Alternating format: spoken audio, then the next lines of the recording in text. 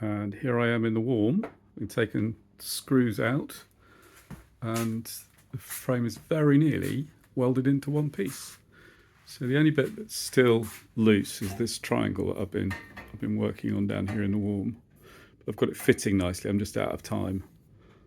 But I've got the joint in the middle solid. So that's the last piece to go in. It's been a lot of looking at it on the car and bending it round, trying to work out where it sits most comfortably.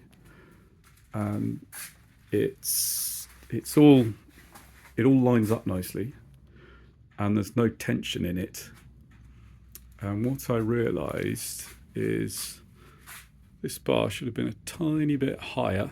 It should have changed that angle, and moving that 10mm outboard has helped. So me wondering whether the steering box was a bit outboard came into it. Now this also has the advantage that it gives more space to the starter motor that was a concern, and I'll make all of this look sane at some point with different bits of infill, and that might be in conjunction with doing the clutch, which the current plan is as the clutch goes in and out, it pulls a cable around a pulley back.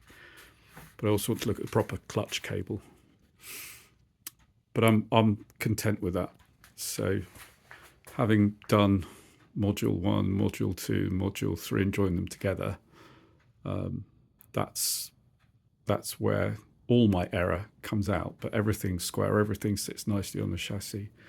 It's all good. So some other little bits to do. Like I want to do these engine mounts in the corner and the blue tapes where that's going to get cut. And we'll see.